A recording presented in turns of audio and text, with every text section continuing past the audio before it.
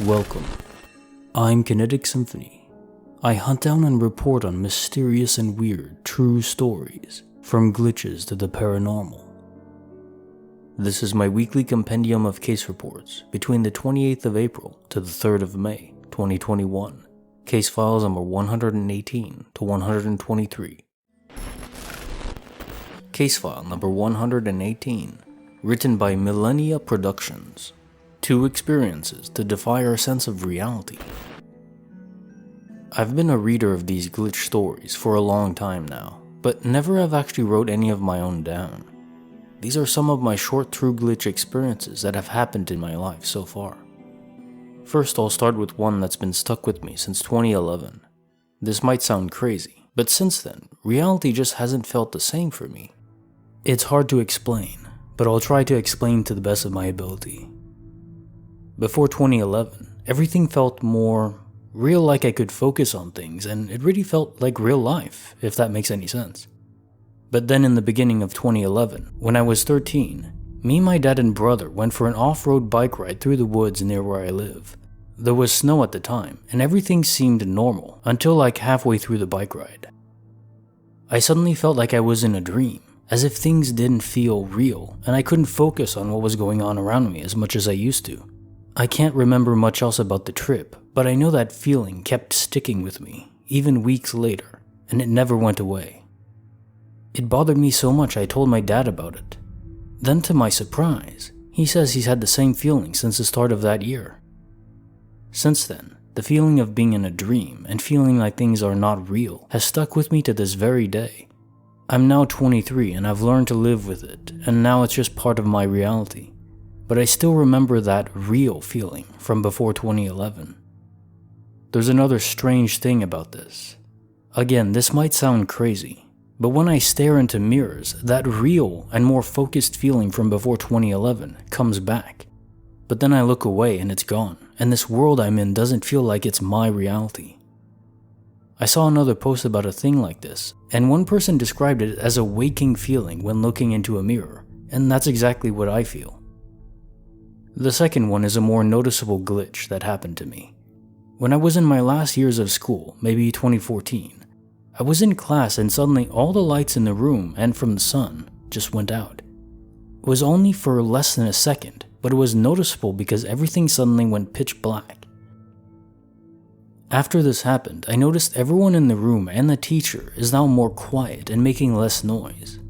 I have a weird feeling come over me, like things are not right or like reality changed. I didn't mention this to anyone, but as I'm thinking about it, the teacher said to the class something along the lines of, "Does anyone else feel like something isn't right?" This confirmed that the feeling I felt wasn't just me. This sudden darkness also happened to me other times too, like one day I was on my own in my house, and the same sudden pitch blackness and all light and sun going out happened for less than a second. I think in total this has happened to me 3 or 4 times in my life, but I can't really remember the rest. I would like to hear if anyone else has had a similar feeling from what I've had since 2011, and would like to know anyone else's thoughts on this. Feel free to ask any questions, and thanks. Case notes, file number 118. My first thought after reading this is of the feeling when you look into a mirror. Just a few cases ago, there was a story of a woman who rented a home, but the landlord didn't want the mirrors taken down. It's not clear if this was a curse or if spirits were harnessed through it, but most do agree though. Mirrors are either windows into our own inner essence, or perhaps into other worlds. Maybe even you crossed over to another universe back in 2011, and when you look into a mirror, you get a sense of the you in your originating universe calling to your soul. Something like that. Millennia Productions responded briefly, saying, "I remember that glitch story that reminded me of my own experiences. I think your theory could definitely be possible. That is how I feel when I stare into mirrors now." Case file number 119, written by Kira Bourne. Her dad passed away, yet comfort was offered from an unknown source. So I'm currently 18 and my father died in September 2020 due to a heart attack. We had a very strange relationship. He was an alcoholic. He had to leave our house because of one of his episodes in which he was very violent with me and my mom. Since then, he lived far away with his mother and we tried to fix the relationship, but we couldn't. He was very aggressive with me and I needed some time to clear my mind. So we stopped talking and suddenly he died. I attended his funeral with my boyfriend. My father's side of the family didn't want to see my mother, so she had to stay at home. All that side of the family hated me and my mom for unknown reasons since I was born, so I was in a very hostile place in a very depressive situation. Some of them even insulted me and said hurtful things to me at the freaking funeral of my dead father, who I loved despite everything. Due to the circumstances, I was hopeless, crying outside the church with my boyfriend by my side. Suddenly, a random woman appeared.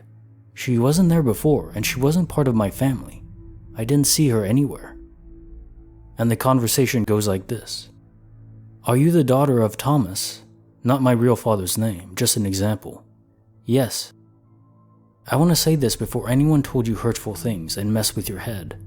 I mean, the normal situation in a funeral is that everybody tries to comfort everybody. So how did she know that people were being mean to me? "Your father loved you and he wanted to fix everything with you too. I was with him at every moment in his daily life and he told me everything. He loved you so much." And it continued like that for a bit. But then my father's friends approached me and started to comfort me as they could. The woman disappeared and never showed again. He was incinerated and she didn't appear at the ceremony. They were friends, so she's supposed to know about the ceremony. Also, they talked about the ceremony, which was in 7 days after the funeral. She must have heard of it.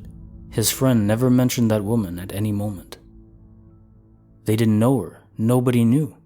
So it was kind of, I don't know, but her words really comforted me and helped me to confront his death. I remember the words of that mystery woman ever since I heard them. Case notes, file number 119. So my gut instinct on this is a reaper. Perhaps the one that facilitated the crossing of your dead father. I don't know what the rules are exactly regarding how they're able to interact with those still alive, but it seems to be the most likely case. From my perspective, what we describe as reapers or angels could be server mods of the simulation. If a crossing into another universe isn't possible, every copy of yourself passed away in all universes, then you wake up in the real world, perhaps to go back in with a blank memory, sort of reincarnation. An exciting thought to be sure. Though a more mundane possibility is it's just a distant relative that forgot about the incineration ceremony, but still knew you and knew how much that side of the family hated you. Either way, I'm glad she was able to offer you comfort when you most needed it. Case file number 120, written by Royal Rot. A man, there he stands, devoid of a face, he occupies no one place. About 3 or 4 years ago, sometime in the summer, I was driving home after visiting a friend for some gossip talk. It was around 3 a.m. The drive would be about 15 minutes, and I had made this trip countless times. I left my friend's house, and as I was making a bit of a walk to my car, I noticed a figure standing across a large 6-lane road between us.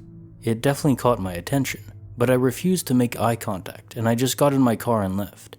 I made my U-turn and would pass right by the figure. It only took me a few short seconds to make this turn as well, and I was curious. Within that time frame, the figure was gone. I grew up with childhood schizophrenia, so this occurrence didn't frighten or bother me, and I wrote it off in my brain as a simple trick on my mind. As I drove, I only had a straight shot until I got home for an easy while. I turned on some music and stayed in the left lane. Pausing for a stoplight, my eyes wandered and I noticed the same figure. He was standing on the sidewalk, staring at me. Or so it felt he was staring at me. I couldn't decipher a face no matter how long I stared. I began doing reality checks and other mental health exercises, but they didn't falter the figure's countenance, as they normally would. It wasn't until the light turned green and I drove on, checking in my rearview mirror for him, that he had vanished again. I became much more aware at this point, keeping my eyes scanning the road and sidewalks as I focused on getting to my destination. I saw him again, but this time, he was standing in the bicycle lane by the sidewalk. I passed him. I was wildly curious about why I was seeing this. already making a mental note to talk with my therapist about this occurrence once getting home, marking it off as a lapse in my mental health. There he was again. He was closer. He stood in the left portion of the right-hand lane, in the middle of the street. He never moved, never breathed, nothing. It just appeared that he remained staring in my direction as if expecting me. I passed him. I was almost halfway home, making a mental note and being glad in my mind about it, before a very enormous, strange, and uncomfortable feeling filled my stomach. It was a feeling of both disgust and of fear. I quickly scanned everywhere around me for him.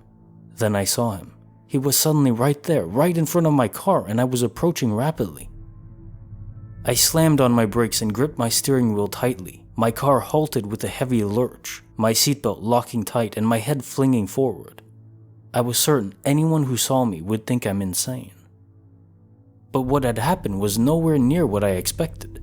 Within seconds of stepping down on my brakes, a car with all of its lights off rolled out backwards directly in front of me from the mouth of one of the reservoirs that was off to the side of the road. 2 real men ran after the car and grabbed it, forcing it to stop its roll right in front of me. One was a gangly but taller man with sunken face and harsh beady eyes. The other was a bit thicker, with a torn shirt and a beanie on. My headlights illuminated the interior of the front seats, and the 2 other men stared holes into me as they also realized the situation. My breath was caught in my throat when I noticed another male slumped over the steering wheel of the car, unmoving. His face was pointing downwards. He had very short hair, and his seatbelt was nearly dangling him against the wheel. They saw that I noticed him, and I did my best to tear my stare away from him. The 2 men pushed the car out from in front of me, and the second I had any clearance, I sped off like a bat out of hell. As I was driving away, I constantly checked my rearview mirror for when they would stop pushing the car. They didn't. They pushed that car straight into the reservoir. I heard a nasty scraping sound and just did not look back. I immediately pulled off the main road and got myself home using the neighboring streets. I wasn't sure if those men would come after me or not, and I hoped to God that they wouldn't. I got myself home, finally, exited my car, and had the police on the phone to report what I saw. There the dark figure stood, across the street from me again, staring darts into my soul. I ignored him and hurried inside. The moment I got in, I locked every door and tightly shut every window. About an hour after calling the police, I heard nearly 6 different police sirens start up and fade far into the distance. I don't know what I saw, but what I do know is if that dark shadowy figure never stopped in front of my car, I would have slammed into that darkened car and those 2 men in that exact second. I told my therapist later what I had experienced, and she said she didn't know exactly what to make of it. I had never seen a figure like that before. Looking at him was like looking at a floater in your eye. I just couldn't see him. I still think about this experience every time I pass that reservoir. I always have an urge to call the police to follow up, but I never feel as though they'd tell me any details. It haunts me, especially the slumped man. Case notes, file number 120. I think there are 2 clear possible explanations here. The first, this man was a spirit of whoever died or was killed in that car that you nearly slammed into. Although, by your description, he doesn't look like this figure that was appearing to you, so maybe not. If it was, he was trying to warn you of the danger and also hoping you'd contact the authorities to seek a form of justice for him. Now, how he'd have known the car would roll out at precisely that moment, I'm not sure. And hell, was he even dead at the time? I don't know. Would spirits have that greater perception of time than we do when we're alive? Not a thought I've pondered on too much. My instincts, though, actually suggest that this was a reaper. It wasn't your time yet, so he appeared to you, but not through sight, directly in your mind. I think this is why your brain was struggling to process him, because you're not meant to see him, and you weren't, not with your eyes anyhow. Did you have a headache after this experience? Royal Rot responded briefly, saying, I got a bit of a cold after this happened actually, and a headache too. I'm a bit of a germaphobe, so I don't get ill very often. Could say the illness was from anything, honestly. Very interesting though. And I responded quickly too, saying, I thought you might have, just a hunch, but obviously this isn't how our brains are designed to process information, so it might have jumbled things up for you at least a little bit. Case file number 121, written by Kawai Kidney. A signal, a mind, made for a life, oh so divined. Hey guys, Lurker here, wondering if anyone has experienced anything similar to this. I will often think about an event or person or item, and they will happen, appear, or reach out to me. These thoughts always have the same feeling to them. It's as if they're coming into my mind, not actively thinking of them. Almost like a radio receiving a signal. My most recent example, for the past several weeks, maybe months, I have had the intense thought come into me that a car will crash into my window. To be fair, these thoughts have happened before. I have very violent and overtaking intrusive thoughts. Too much to delve into though. However, that particular image of the car crashing into my house has never been so persistent. It's usually planes crashing down in my house or bombs. That thought is so intense and can happen multiple times daily, has happened for years straight. Anyways, I just couldn't shake this feeling, or thought, and the fear bundled with it. Then suddenly, me and my boyfriend were driving to Walmart, and on our usual route still in the suburbs, I see a cop car ahead. I keep my eyes glued and see nothing other than a car plastered into the side of a house. It felt like a part of my mind clicked, like, aha, I haven't had that thought since, which is super rare for persistent intrusive thoughts. That was an extreme case. I often think of people, the thought will come into me almost like a wave. They will text me that same day, reach out somehow. It happens nearly without fail. I think of a friend I haven't seen since graduation while at work, and not an hour later, he walks past me at my job and we end up rekindling.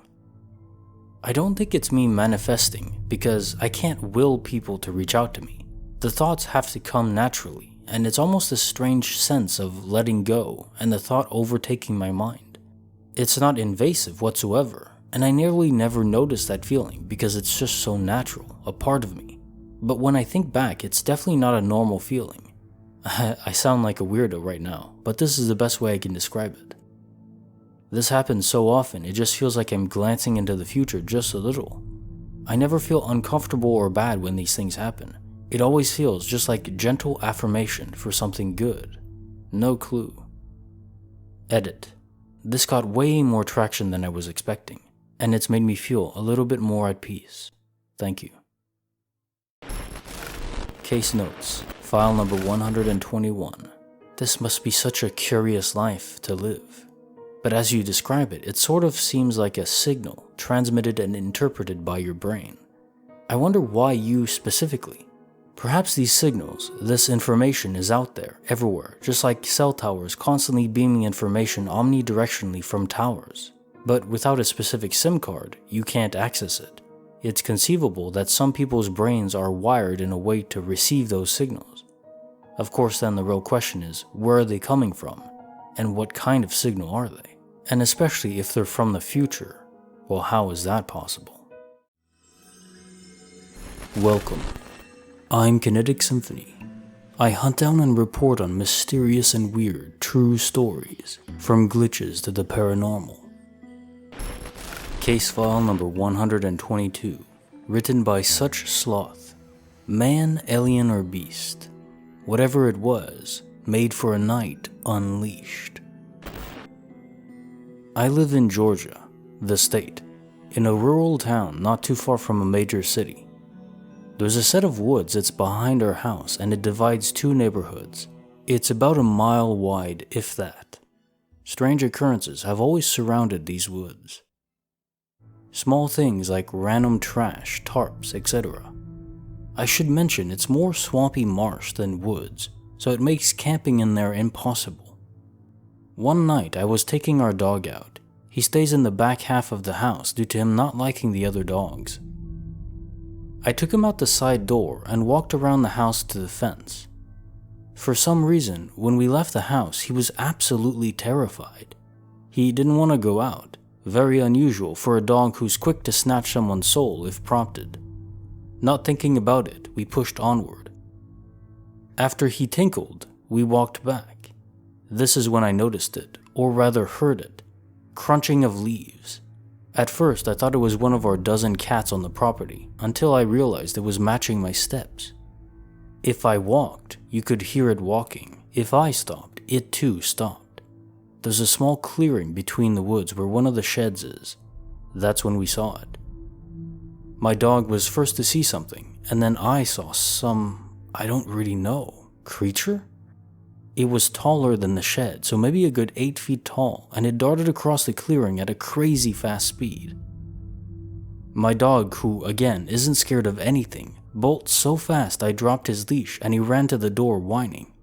I was quickly behind him. Once we were inside, I quickly bolted the door and ran to tell my girlfriend what happened. She immediately wanted to investigate, saying it's probably a woodland creature. Armed with 2 flashlights, we went out the front door. As we walked towards the wood line, we could hear something moving around. It sounded maybe 200 yards away. As we scanned with our flashlights, we saw nothing, but kept hearing it. Then we heard it get closer and closer until it was maybe 20 feet away. Still nothing, no eyes, not even an animal call, just rustling. My girlfriend, now scared, heads for the house.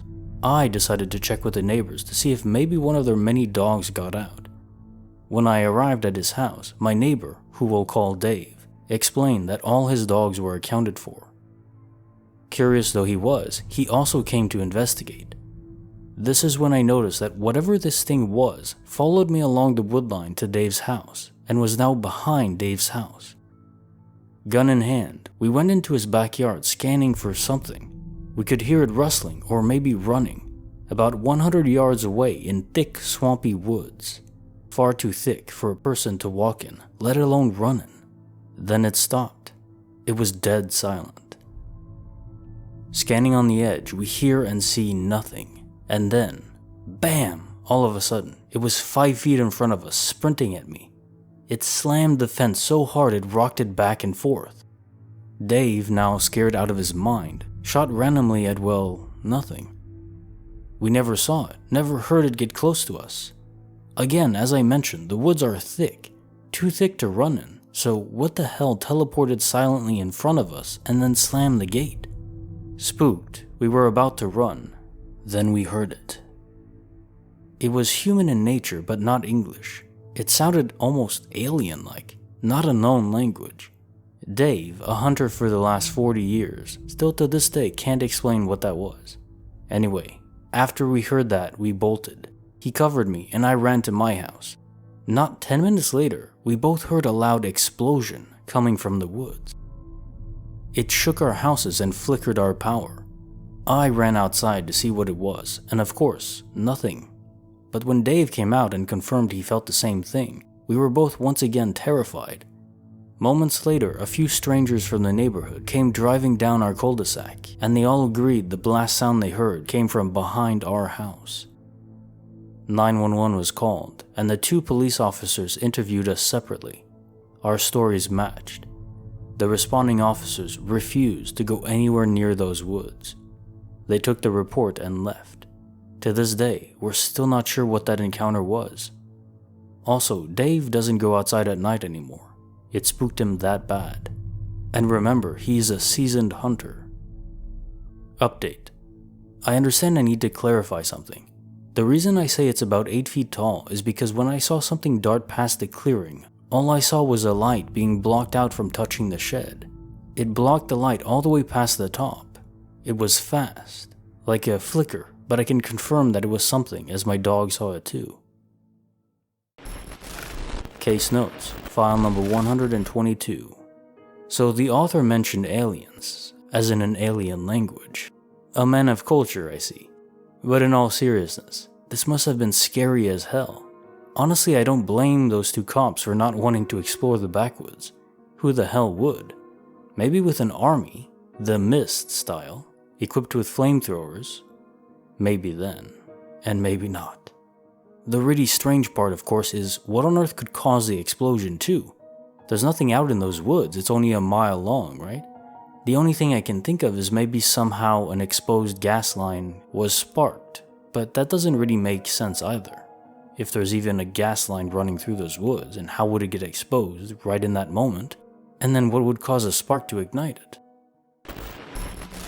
Case file number 123, written by Crispy Milk 69.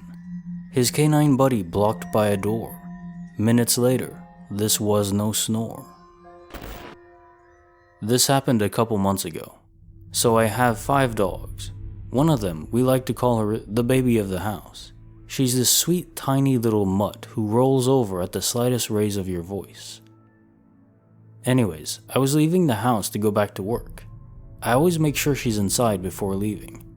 I know for a fact she went inside when I left, because I stuck my foot in front of her and sort of kept her in place while I slipped through the door and shut it, like I usually do. Again, I want to reiterate, she was inside the house because I watched her start to walk away from the front door as I was closing it. I always make sure she's inside because I don't want her getting chewed up by any of the bigger dogs that roam around. I even looked around and made sure I didn't leave any other dogs outside. Went to my car, forgot something, turned the corner to go back inside, and there she was. She was just sitting in front of the door, outside, looking at me, and she was wagging her tail. Or nub, since she's a mutt and doesn't really have a tail, like she had been waiting on me to let her inside. At first, I thought maybe somebody had broken in or something, but the door was locked, back door is completely blocked by a bookshelf, windows were locked, no doggy doors, nobody else was home, and no way for her to have gotten outside. This was the only time this has happened. I live in a fairly small house. I know every nook and cranny, and there's no hidden hole in the wall or anything. Maybe I just missed something, but I've been royally confused ever since. Case notes, file number 123. Honestly, it's such a cool little glitch, since no one was hurt or even really scared. But it must drive your mind completely crazy, doesn't it? I wonder if maybe a window was open, although you say they were all locked. A stretch, I suppose. I can't imagine any way for her to have gotten outside, given your description. Did she behave the same after? No marks or injuries at all? Crispy Milk 69 responded to my comment briefly, saying, "There was no window open and no doors open. She behaved the exact same way she always does. Just chill and wags her tail when I come towards her." Furthering my thoughts, all I can say is this one really baffles me. It's a tiny glitch, but it just shouldn't be possible. If you enjoyed this video, give it a like, and you may as well start a binge session now. I have so many more stories on my channel.